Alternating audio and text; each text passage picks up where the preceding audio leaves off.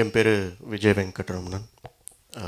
நான் ஒரு think close to around 20 இயர்ஸாக போஸ்ட் ப்ரொடக்ஷனில் ஒர்க் பண்ணிகிட்ருக்கேன். நான் பாலாஜி இந்த மாதிரி education and information sharing events எல்லாம் இருக்கும்போது பாலாஜி எப்போவுமே என்னை கூப்பிடுவார். Balaji and I, we have been friends and fighting the good battle for post for a very, very long time. So I am one of those people. இதுதான் என் உலகம். Post production விட்டு எனக்கு வேறு எதுவுமே தெரியாது. So I am very passionate about this. And இந்த presentation வந்து ஒரு மைண்ட் செட் சேஞ்ச் ப்ரெசன்டேஷன். நம்ம வந்து போஸ்ட் ப்ரொடக்ஷனை நம்ம இண்டஸ்ட்ரியில் எப்படி அப்ரோச் பண்ணுறோம், அதுக்கு என்ன மீனிங், அதை எப்படி பெட்டராக செய்ய முடியும், ஒரு மைண்ட் செட் சேஞ்ச். ஸோ என்னோடய ரிக்வெஸ்ட் வந்து நீங்கள் உங்கள் மைண்ட்ஸை கொஞ்சம் ஓப்பன் பண்ணிக்கோங்க. நம்ம எல்லாருமே எக்ஸ்பீரியன்ஸ்ட் ப்ரொஃபஷனல்ஸ், நிறைய வருஷமாக இது பண்ணிகிட்ருக்கோம். ஆனால் நம்ம பண்ணுற வேலை அதை பண்ணுறதுக்கு there is a slightly better way, there may be a slightly better way. அந்த பாசிபிலிட்டிக்கு உங்கள் மைண்ட்ஸை கொஞ்சம் ஓப்பன் பண்ணிக்கோங்க. My presentation is title post is free. இது என்ன கண்ட்ரின்னு தெரியுமா உங்களுக்கு? Any guesses? சிங்கப்பூர். இங்கே நிறைய பேர் you might have visited Singapore. நல்ல சுத்தமாக இருக்கும், பியூட்டிஃபுல் கண்ட்ரி, ரைட்? சிங்கப்பூர் இவ்வளோ க்ளீன் அண்ட் பியூட்டிஃபுல்லாக இருக்கிறதுக்கு நம்ம இந்தியாவில் cities, why is it not so clean, right? Lot of people complained. இந்தியாவில் வந்து நம்ம வீட்டை சுத்தமாக வச்சுப்போம், ஆனால் குப்பையை வந்து வெளியே கொட்டிடுவோம் ஸ்ட்ரீட்டில், right? I have a lot of respect to these people. Because day in and day out அவங்க வந்து சுத்தம் செஞ்சுட்டே இருப்பாங்க. அங்கே அவங்க முன்னாடியே அவங்க க்ளீன் பண்ணும்போது அங்கே போய் யாராவது குப்பையை கொட்டுவாங்க, ரைட்? இப்போது கொஞ்சம் யோசிச்சு பாருங்கள்.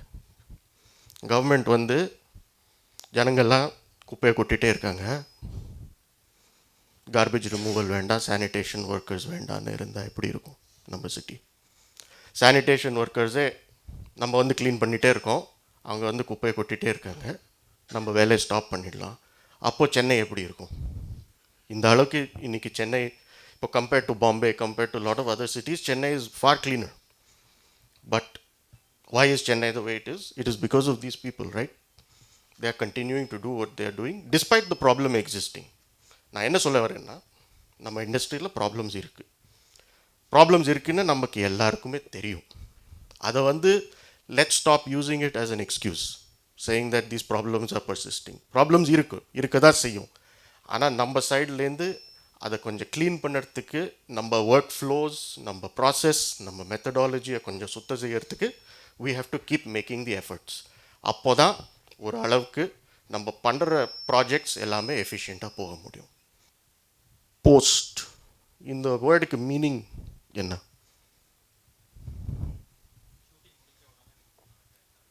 General English meaning. Now, I'm not talking about industry meaning. Post means post-mortem, postpartum, all these things, anything that happens after something. So, more than a century ago, film industry la இந்த term coin பண்ணாங்க, called post-production, to talk about all tasks that happen after production. Correct? Now, this இது வந்து இன்னைக்கு கொஞ்சம் மாறிடுச்சு. Hence my title of my presentation, Post is Pre.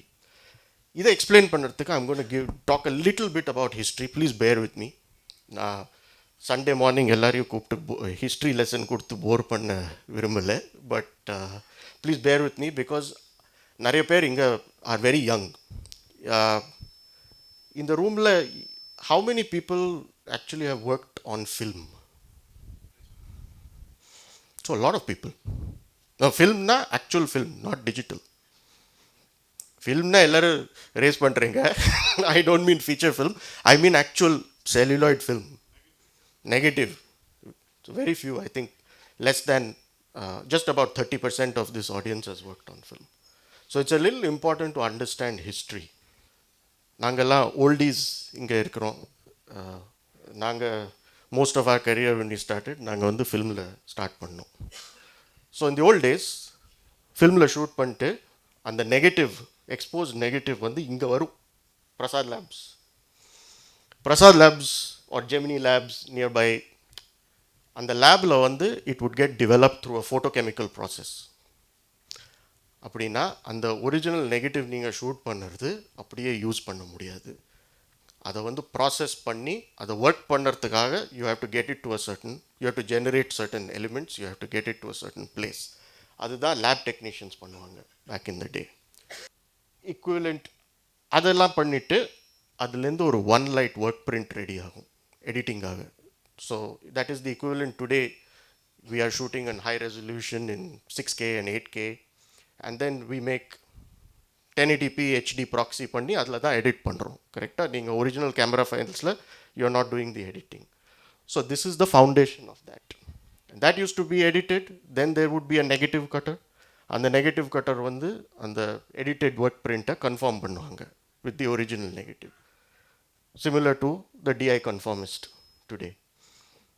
That அதை வந்து அனலைசரில் லோட் பண்ணி the origins of color correction, it was a process called color timing.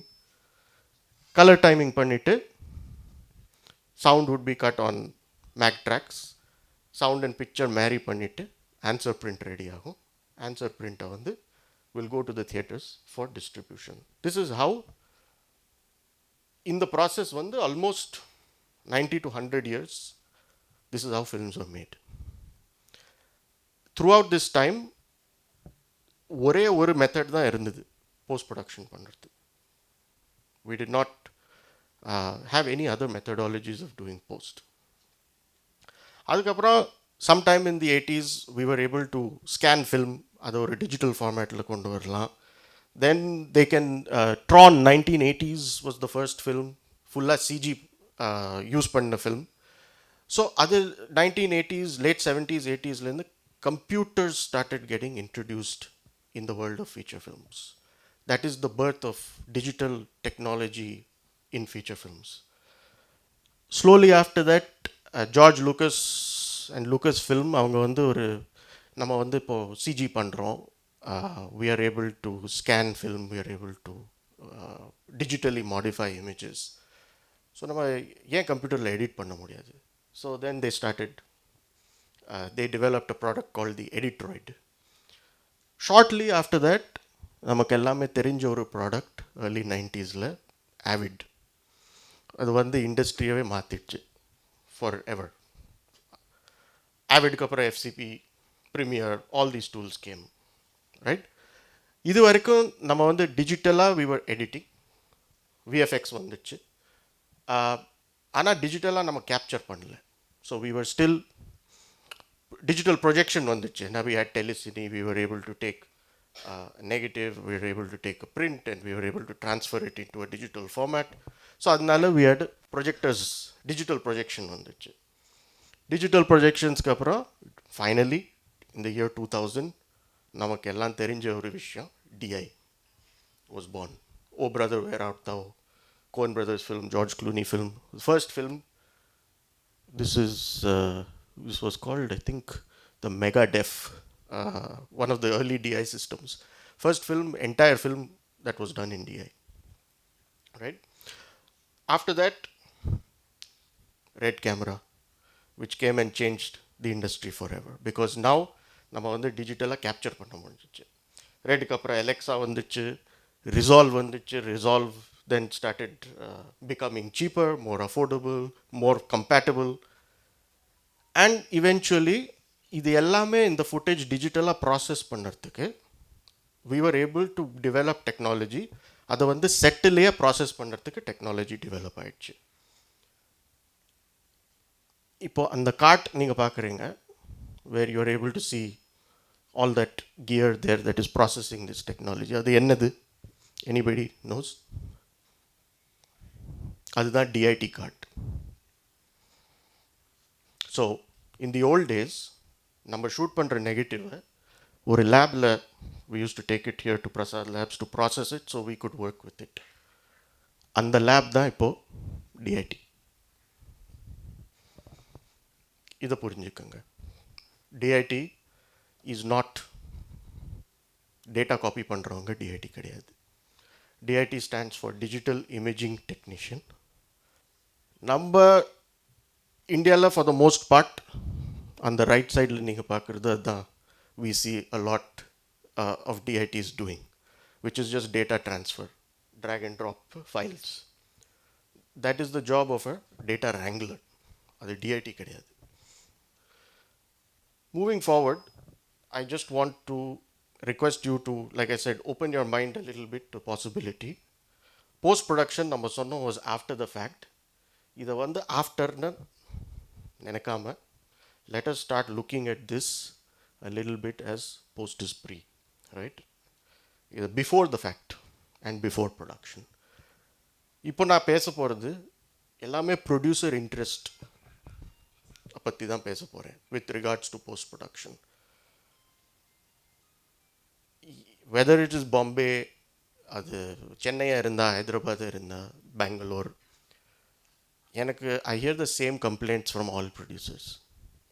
நிறைய விஷயம் அந்த காஸ்ட் எங்களுக்கு ப்ராஜெக்ட் எண்டில் தான் தெரியுது. ஸ்டார்டிங்கில் எங்களுக்கு காஸ்ட் தெரியலை.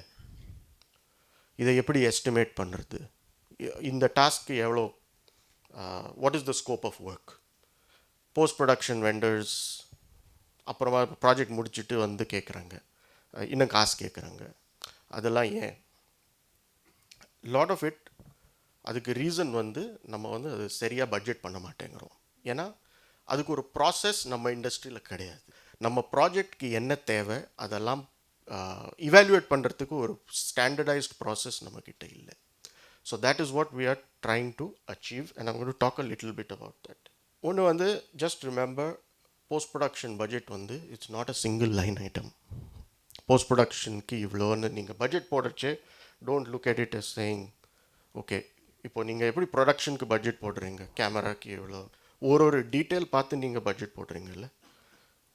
இவ்வளோ லைட்மென் வருவாங்க, அவங்களுக்கு இவ்வளோ பேட்டா, so and so. So every piece of gear, there is a day rate, how much you're using. நீங்கள் DOP கூட, you're sitting down with the DOP, அவங்க கிட்ட கேட்குறீங்க, ஓகே இந்த டாலி டெய்லி தேவையா, நமக்கு இந்த க்ரேன் டெய்லி தேவையா, அந்த டீட்டெயிலுக்கு நீங்கள் ப்ரொடக்ஷனுக்கு பட்ஜெட் பண்ணுறீங்க.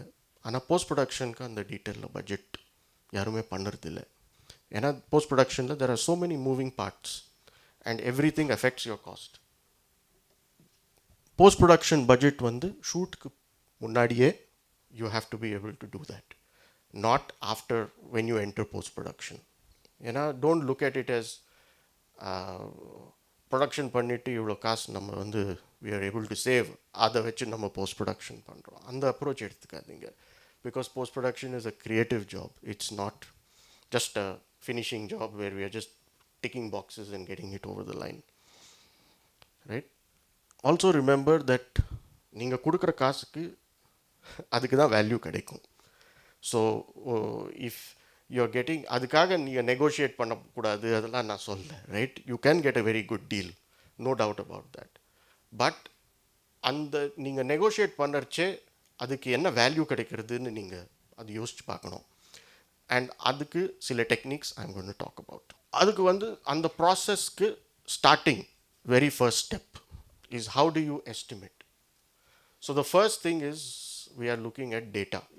There is a lot of conversation that is going to happen today around DIT and data security and so on. I think Balaji will go into a lot of detail on that.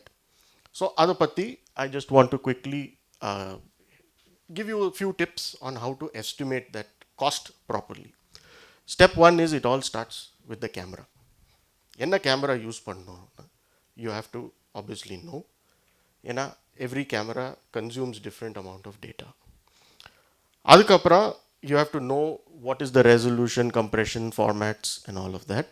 உங்கள் ப்ராஜெக்ட்டுக்கு என்ன தேவை, இதுக்கு ஒரு analysis நீங்கள் முதல்ல பண்ணணும்.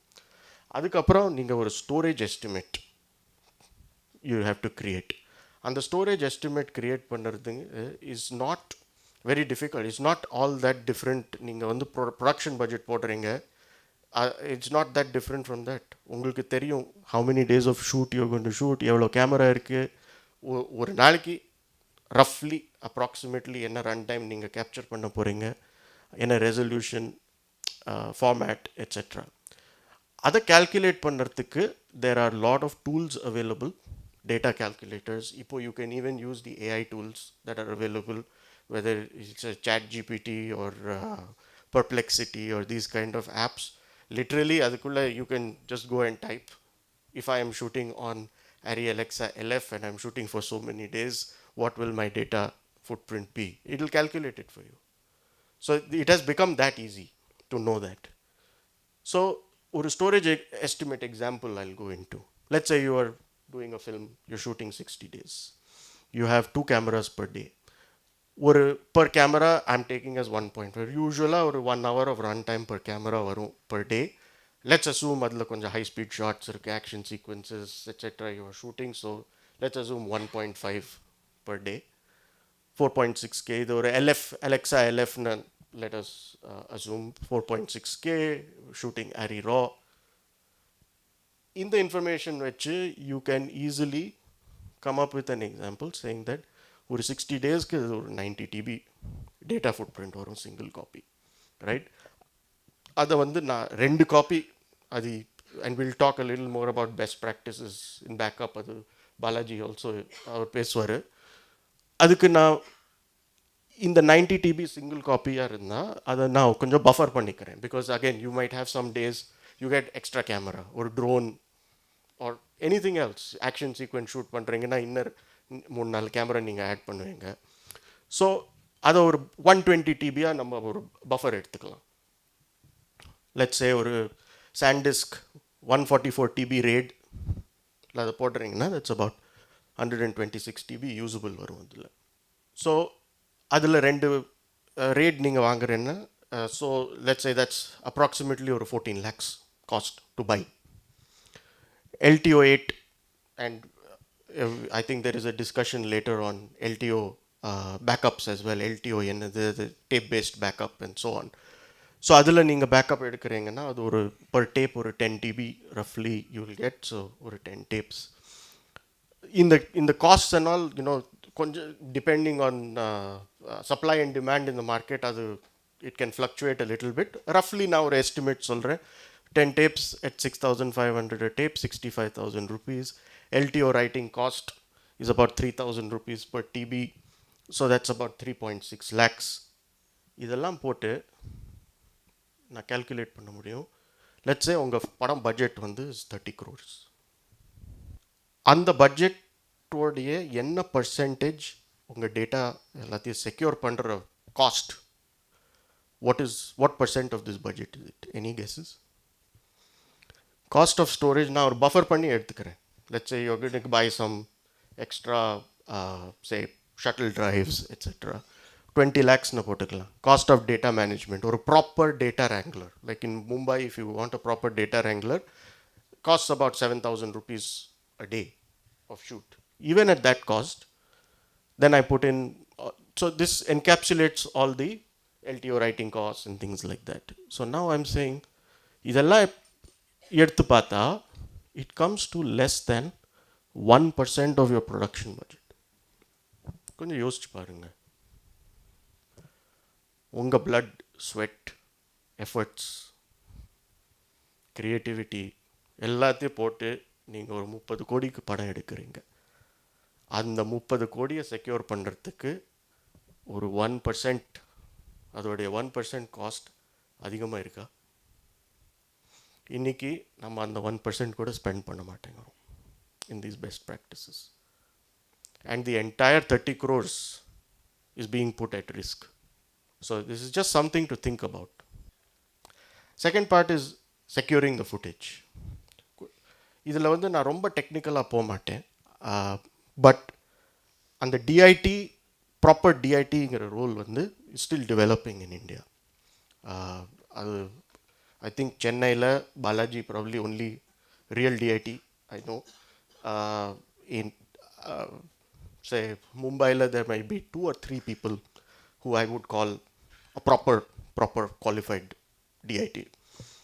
Mostly India we have data wranglers, and in the position vandu to a certain extent Mumbai we have been able to standardize in terms of best practices எப்படி அவங்க டேட்டா செக்யூர் பண்ணுறாங்க, என்ன டூல்ஸ் யூஸ் பண்ணுறாங்க.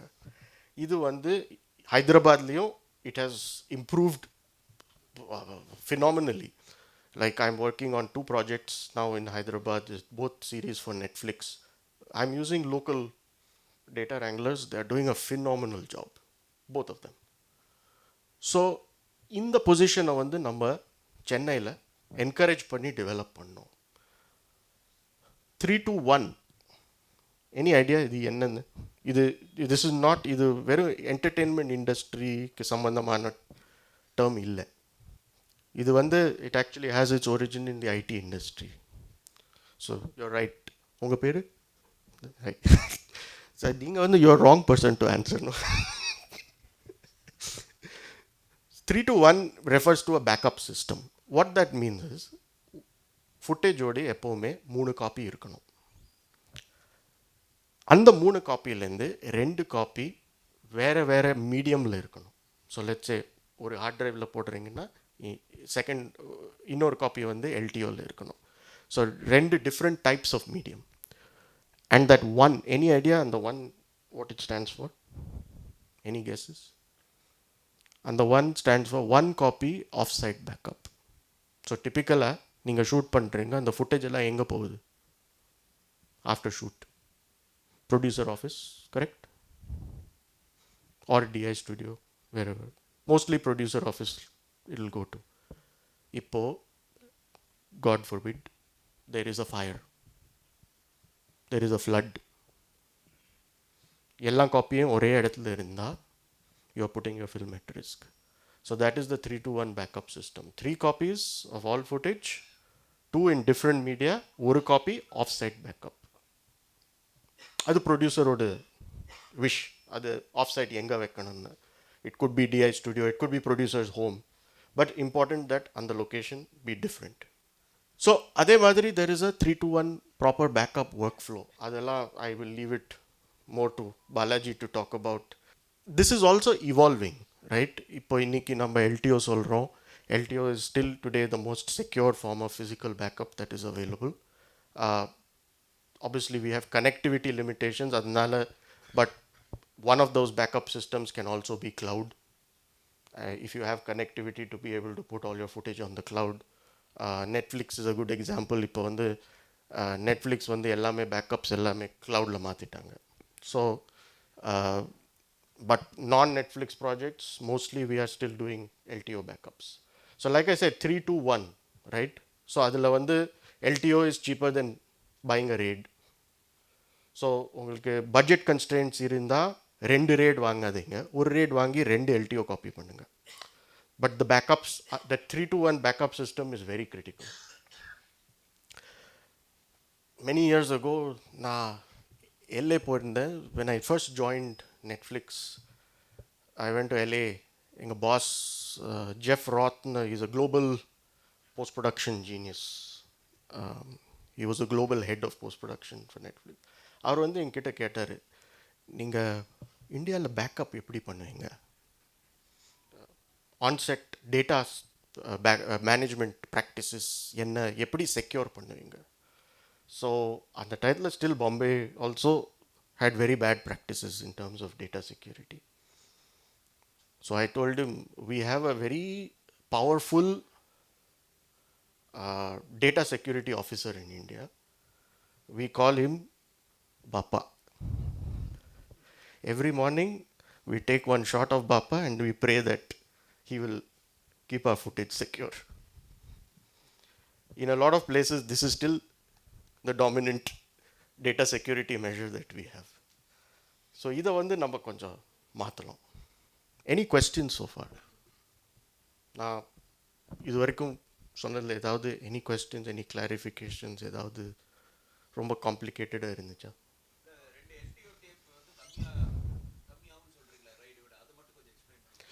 ஆமாம். So ஒரு LTO 8 tape இப்போ அவர் பேச போகிறாரு LTO பற்றி. ஸோ அதில் அவ்வளோ டீட்டெயில் நான் இப்போ கவர் பண்ண மாட்டேன், அது ஓவர்லேப் இல்லாமல் இருக்கிறதுக்கு. பட் ஒரு LTO டேப் வந்து ரஃப்லி அபவுட் 6,500 rupees ஆகுது. அதில் ஒரு 10 TB you're able to. So overall நீங்கள் பார்த்தீங்கன்னா இப்போது hard drive rate can vary in the market. Suddenly, it will be like 5 lakhs, suddenly it shoots up to 7 lakhs, depending on supply chain issues. அதுக்கு ஒரு லாஜிக்கே இல்லாமல் அதுக்கு அது அந்த rate மாறும். ஸோ எல்டிஓ ஓவரால் நான் ஒரு 90 டிபி ஒரு 100 டிபி நான் பேக்கப் பண்ணுறேன்னா that is going to take 10 LTO tapes, right? So 10 LTO tapes is about 65,000 rupees, and like I said, it's about 3.5 lakhs on the backup. Backup charges also you can negotiate, you can strike a package deal. In the படத்துக்கு இவ்வளோன்னு நீங்கள் backup பண்ணலாம்.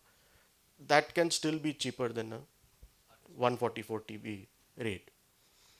So உங்கள் ப்ராஜெக்ட்க்கு என்ன தேவை அது நீங்கள் evaluate பண்ணி அந்த கால் எடுத்துக்கணும். தட் அந்த ஒரு 2 lakhs நமக்கு இங்கே சேவ் ஆகுதுன்னா, instead of doing a second rate நம்ம செகண்ட் எல்டிஓ காப்பி பண்ணி எங்களால் ஒரு 2 lakhs சேவ் பண்ண முடியுதுன்னா why not? But that 3-to-1 is important.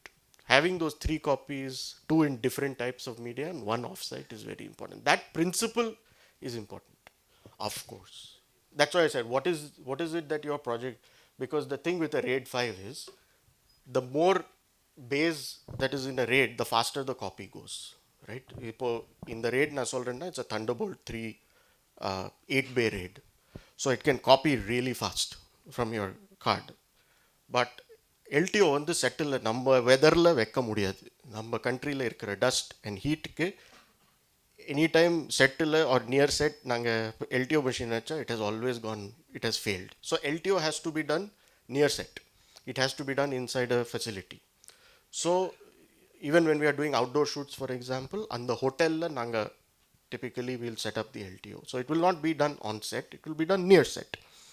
So that you have to evaluate that, how can you, what is suitable to your shoot conditions, what is suitable to the necessity of your project. It could be different for every. Next thing, when you are budgeting for post, நீங்கள் வந்து start பண்ண வேண்டியது எப்போவுமே deliverablesல. So இந்த மாதிரி ஒரு deliverables list you will get from all, whether it's OTT, lot of studios that you are working with. இப்போ அது வந்து previously was Netflix deliverables, இது வந்து Amazon ஓட deliverables list. இந்த மாதிரி there are many different deliverables that one can, so like this there are a lot of different platforms, different studios have got different deliverables. Adha patti Balaji will go into a little more detail, but it is important for the production team to know namakku vandu finally enna deliverables கொடுக்க போறோம். இப்போ இதை வந்து I look at it this way, நீங்கள் வந்து ஒரு வெக்கேஷனுக்கு போகிறீங்க, right? வண்டியில் உட்காந்து you start driving. Do you drive without knowing what your destination is? எங்கே போகிறீங்கன்னு உங்களுக்கு தெரியும் வண்டியில் உட்கார்ச்சேன், சும்மா உட்காந்து நீங்கள் ஓட்டுறதில்லை. So the same thing here, நமக்கு வந்து ஃபைனலாக என்ன டெலிவர் பண்ணணும்னு தெரிஞ்சாதான் அதுக்கு ஒரு பிளான் போட முடியும். ஸோ அதை வந்து முதல்ல தெரிஞ்சு வச்சுக்கணும். இப்போது நீங்கள் நெட்ஃப்ளிக்ஸ், அமேசான் அவங்களுக்குலாம் பண்ணுறீங்கன்னா அது கிளியராக அவங்க கொடுத்துடுவாங்க உங்களுக்கு ஒரு டெலிவரபிள்ஸ் டிஸ்.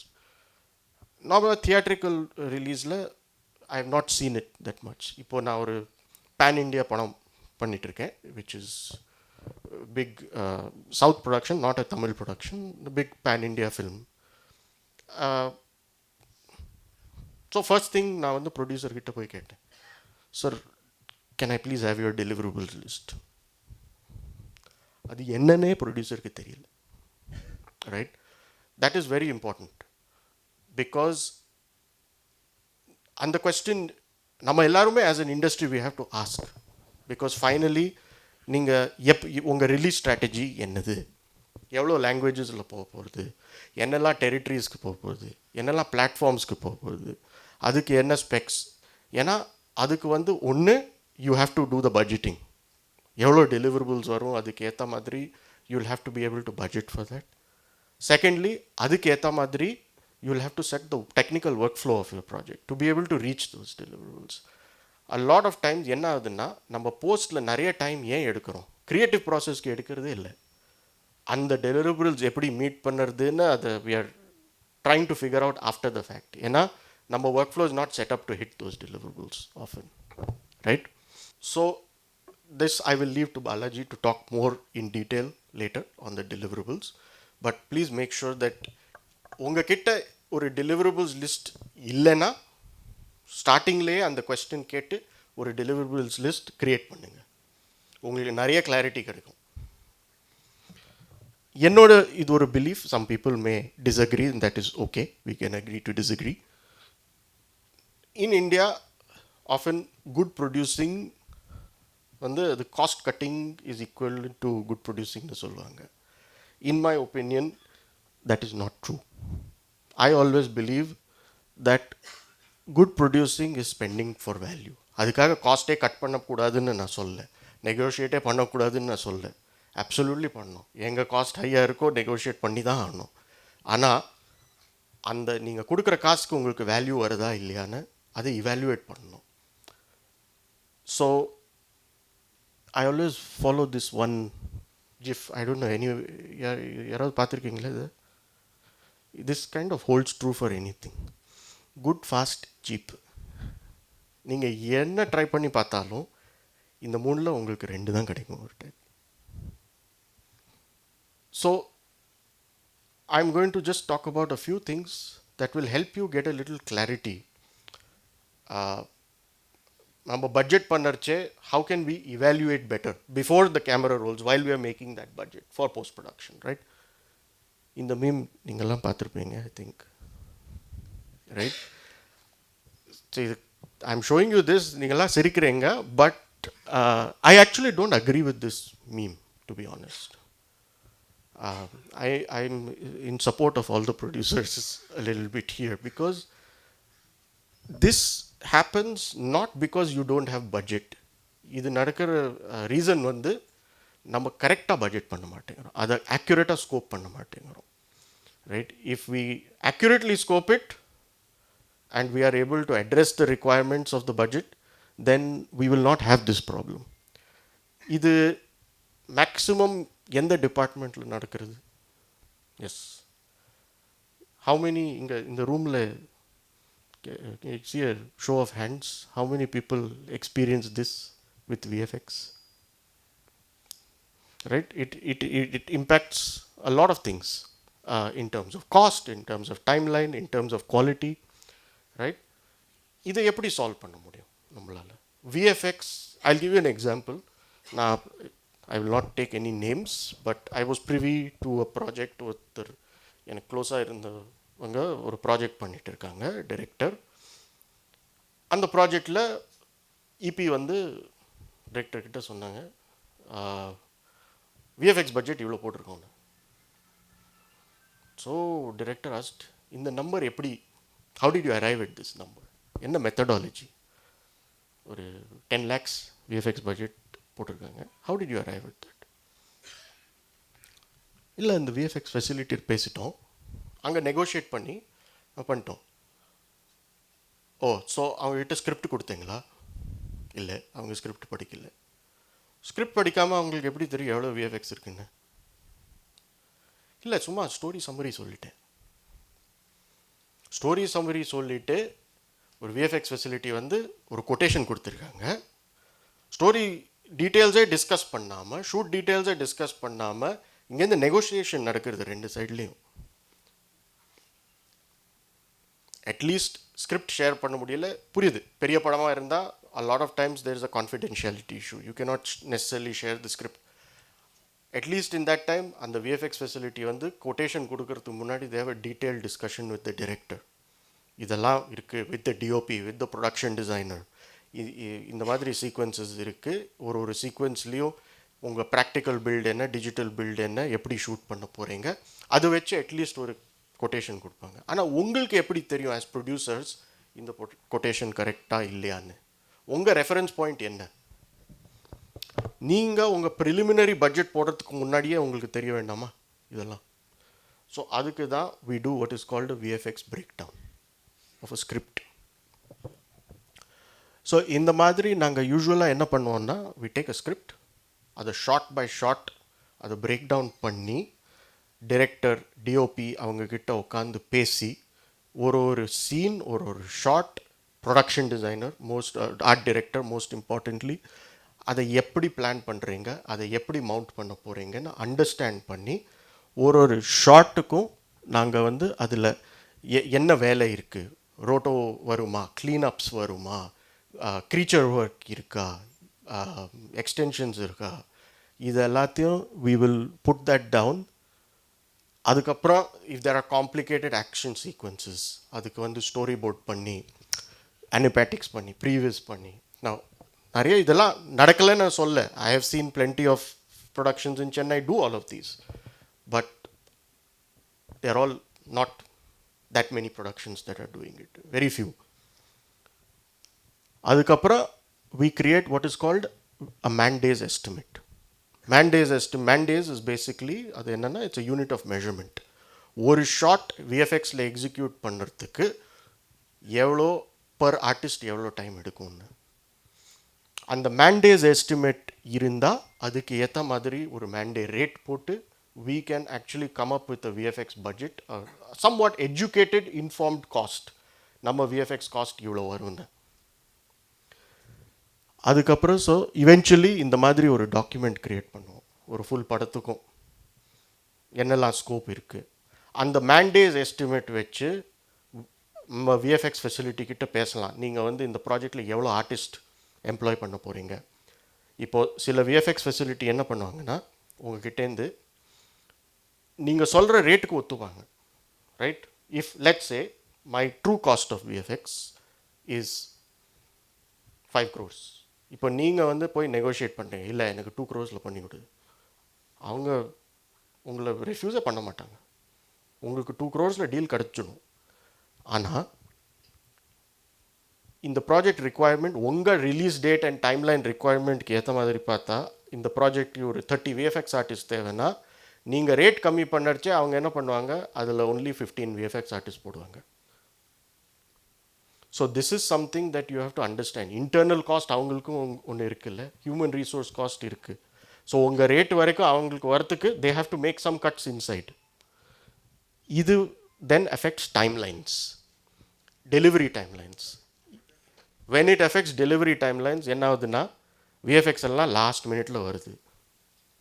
விஎஃப்எக்ஸ் லாஸ்ட் மினிட்ல வந்தால் என்ன ஆகுது, டிஐ டைம் அதிகமாகுது. DOPs have to sit there ஸ்டூடியோவில் till late night trying to color correct all these VFX shots. சில டைம் பாலாஜியே சொன்னார், தியேட்ரிக்கலுக்கு there are work in progress shots போகுது, அதுக்கப்புறம் ஓடிடி டெலிவரியில் அதை கரெக்ட் பண்ணி then they are putting. So all of these things நம்ம வந்து இந்த கான்வர்சேஷனே ஸ்டார்ட் ஆனது வந்து ஃபினிஷிங் டைம்லைன்ஸ். டிஓபிஸ் வந்து they are sitting for long time இந்த colour correction and all of that. So நான் சொல்கிற சொல்யூஷன்ஸ் எல்லாமே அதை சால்வ் பண்ணுறதுக்கு தான். Saying how do we prepare better, how do we prep better to minimize that, so that அந்த ஸ்டேஜில் வந்து we can be efficient.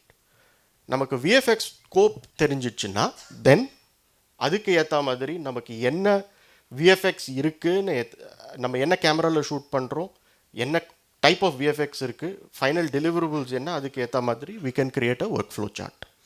So இந்த மாதிரி ஒரு work flow, technical work flow design அதுக்கு டிசைன் பண்ணலாம் நம்ம. ஸோ இதெல்லாம் நான் அவ்வளோவா பேச மாட்டேன், பிகாஸ் அது Balaji and Ranga are going to go into details on HDR and work flow and so on. But உங்களுக்கு ஒர்க் ஃப்ளோ வந்து நீங்கள் அது கரெக்டாக உங்களுக்கு தெரிஞ்சிச்சுன்னா அதுக்கு ஏற்ற மாதிரி உங்கள் பட்ஜெட் இன்ஃபார்ம் ஆகும். ரைட், ஸோ இந்த மாதிரி ஒரு டெலிவரபிள்ஸ் என்னன்னு அதுக்கு ஏற்ற மாதிரி ஒரு ஒர்க் ஃப்ளோ போட்டு these are different examples of work flow charts. இதை வந்து every project we make these technical work flow charts. So that எந்த ஃபெசிலிட்டி அந்த லூப்குள்ளே வந்தாலும் they can look at it, they know exactly what it is, what we are following. ஏன்னா a lot of times post production timelines and budgets go crazy because workflowல வந்து inconsistencies இருக்கும். Post ப்ரொடக்ஷனில் உங்களுக்கே தெரியும், there are so many different departments involved. Everybody has to be aligned on one workflow. அது ரொம்ப important. அது வச்சு நாங்கள் ஃபைனலாக ஒரு போஸ்ட் ப்ரொடக்ஷன் ஸ்கெட்யூல் போடுவோம், டே லெவல் ஸ்கெட்யூல்.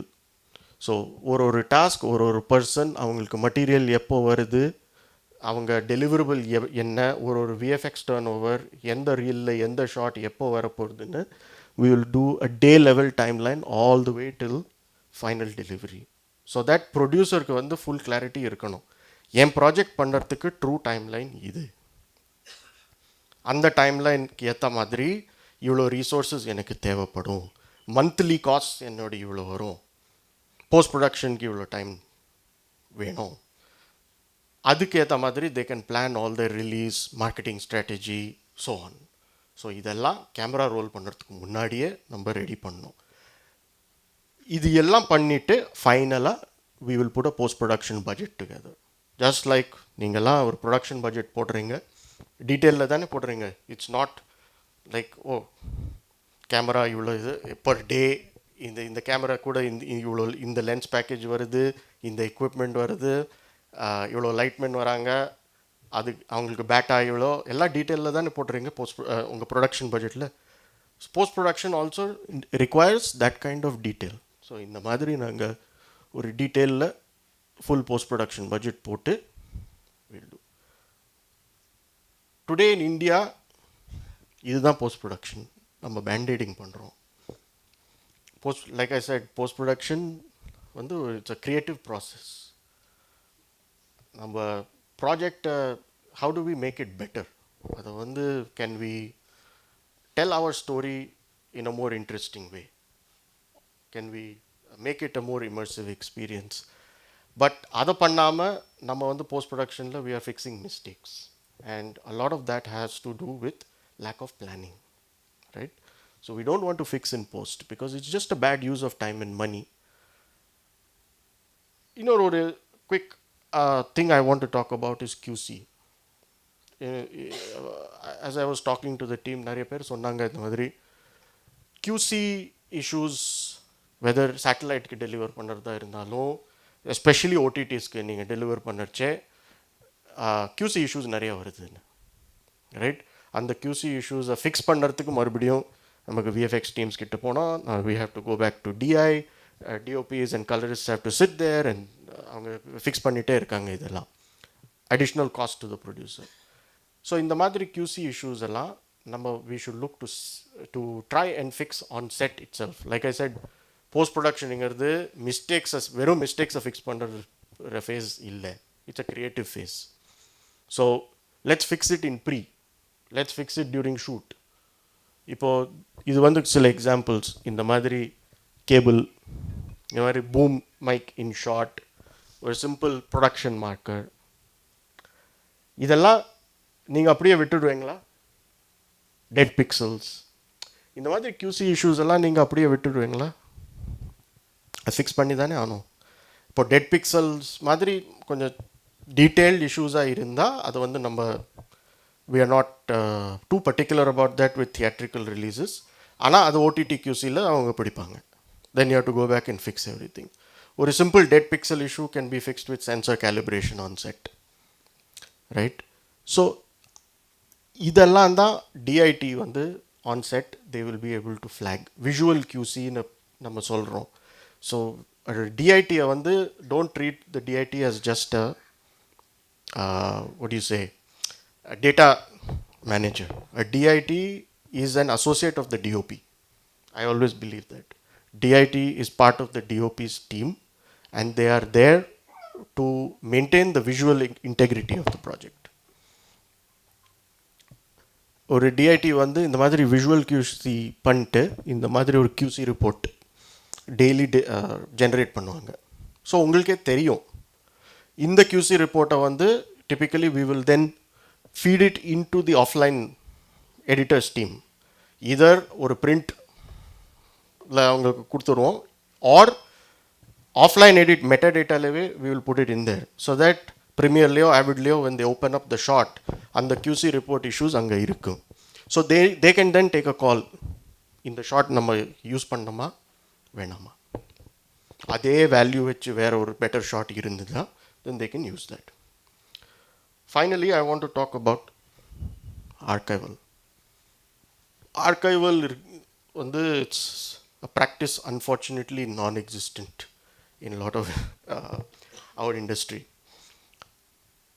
படம் முடிச்சிட்டோம், படம் பண்ணி ஃபைனலி ரிலீஸ் பண்ணி படம் ஹிட் ஆயிடுச்சு,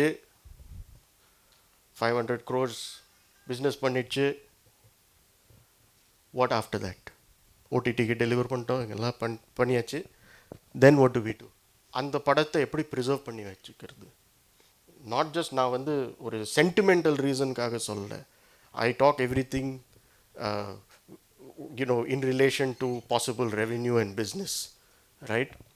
So இதெல்லாம் we need to understand that இந்த மாதிரி when we there are so many different options basically, and so many different practices in terms of how to finish and organize and archive our material. This will take a complete different session, so I won't take up too much of your time going into it now. But அதுக்கு அது ஏன் இம்பார்ட்டண்ட்னு நான் சொல்கிறேன்.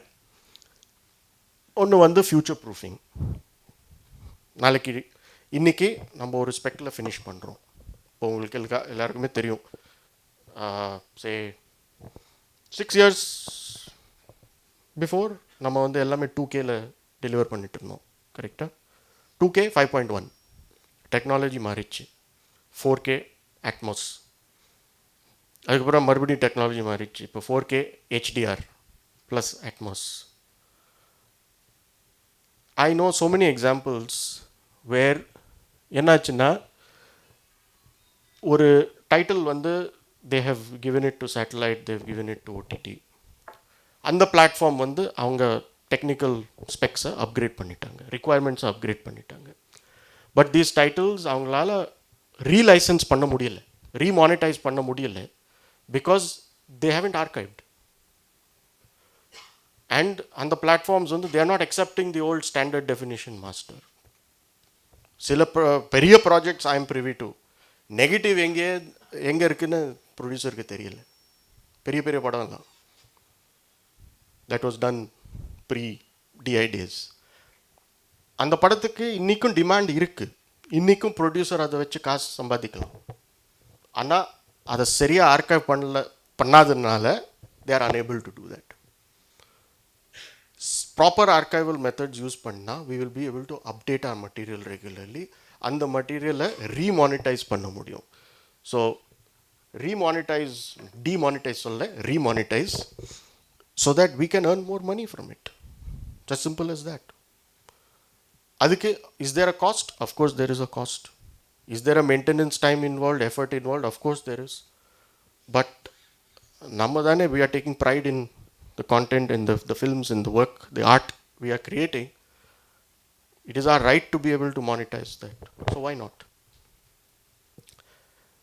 Main question வந்து whenever நான் இதை பற்றி பேசுகிறச்சே எல்லாருமே என்ன கேட்பாங்க, இந்த நாலேஜ் எல்லாம் இங்கே யாருக்குமே இல்லையே, இதெல்லாம் யார் கோஆர்டினேட் பண்ணுவாங்க, யார் ஓவர்சி பண்ணுவாங்க? Any idea who that is? Post production supervisor. Post production supervisor வந்து ஒரு ஸ்பெஷலிஸ்ட் பொசிஷன். நம்ம இண்டஸ்ட்ரியில் it is highly important today. இதெல்லாத்தையும் மேனேஜ் பண்ணி, இதெல்லாத்தையும் ஒரு to bring it in to a cohesive order. சென்னையில் போஸ்ட் ப்ரொடக்ஷன் சூப்பர்வைசர் அந்த பொசிஷனே இல்லை அன்ஃபார்ச்சுனேட்லி. அண்ட் நம்ம தான் as a industry we have to work together to develop this position. இந்த பொசிஷனை நம்ம க்ரியேட் பண்ணணும். பாம்பேயில் க்ரியேட் பண்ணிட்டாங்க. இப்போது now it is Chennai's turn to create this because it is an absolute necessity today. ஒரு post production supervisor is essentially technical and strategic manager for post, you can say, right? இவங்க வந்து like I said, நான் இப்போது full ப்ரெசன்டேஷனில் பேசுகிறது எல்லாமே ஒரு proper post production supervisor இதை manage பண்ணுவாங்க, இதை கோஆர்டினேட் பண்ணுவாங்க, இதை கரெக்டாக டெலிவர் பண்ணுவாங்க. போஸ்ட் சூப்பர்வைசர் வந்து is not a post AD, please remember that. நிறைய ஐடிஸ் இருக்காங்க, நான் அவங்கள குறை சொல்ல, என்னை தப்பாக எடுத்துக்காதீங்க. நிறைய ஐடிஸ் இருக்காங்க, போஸ்ட் ப்ரொடக்ஷனில் நிறைய ஒர்க் பண்ணுறாங்க, நிறைய நாலேஜ் இருக்குது அவங்களுக்கு. ஆனால் அவங்க வந்து they are not specialist post production supervisors. இப்போது இங்கே நிறைய esteem DOPs are there. I was just talking to them earlier. நான் உங்ககிட்ட சொன்னேன், இப்போ என்கிட்ட நீங்கள் ஒரு ஏரி கேமரா, ஒரு ரெட் கேமரா கொடுத்தா I know how to operate it. ஒரு பேசிக் 3 point லைட்டிங் பண்ணி I can get a clean exposure of a shot. அந்த அவ்வளோ தெரிஞ்சதுனால நீங்கள் வந்து என்னை டிஓபியாக ஹையர் பண்ணுவீங்களா? மாட்டீங்கல்ல. Nobody in with half a sane mind will hire me as a DOP just because அவ்வளோ எனக்கு தெரியும்னு. It's a specialist position, there is a special skill set, there is a special art, there is a special creative sensibility. So post-production supervisor, don't treat that differently. Understand அதுக்கும் ஒரு specialist skill set இருக்குது. ஒரு post ஏடி post supervisor ஆக முடியாதுன்னு நான் சொல்ல. ஆனால் ஒரு போஸ்ட் ஏடி போஸ்ட் சூப்பர்வைசர் ஆகிறதுக்கு நிறைய ட்ரைனிங் எடுக்கணும், நிறைய எக்ஸ்பீரியன்ஸ் இருக்கணும், நிறைய டெக்னிக்கல் நாலேஜ், மேனேஜீரியல் நாலேஜ் அதெல்லாம் டெவலப் பண்ணணும். அப்போ தான் அவங்களால ப்ராப்பர் போஸ்ட் சூப்பர்வைசர் ஆக முடியும். ஒரு மைண்ட் செட் சேஞ்சை பற்றி நான் சொன்னேன். until today we have always made films like this, right? ப்ரொடக்ஷனில் லைன் ப்ரொடியூசர்ஸ் இபி இருப்பாங்க. நமக்கு போஸ்ட் ப்ரொடக்ஷன் சூப்பர்வைசர்ஸ் இண்டஸ்ட்ரியில் இல்லாததுனால இபிஸ் வந்து they will be involved in post production to an extent. It's a challenging part of it. Technical knowledge இருக்கோ இல்லையோ இபிஸ் வந்து அந்த ரெஸ்பான்சிபிலிட்டி எடுத்துகிட்டு பண்ணுறாங்க இன்றைக்கி. ஏன்னா அந்த வேலையை செய்கிறதுக்கு யாரும் இல்லை. போஸ்ட் ப்ரொடக்ஷன் போயிட்டு we have an editor, VFX, DI, sound. அப்போ even in Bombay until about 6 years ago post supervisorனா will only come at the very end, edit lock ஆனதுக்கப்புறம். So what now, and often what happens is இவங்கெல்லாம் பண்ணுற விஷயம் அதுக்கு வந்து இந்த ஃபேஸில் அதுக்கு செட்டப் கரெக்டாக பண்ணல.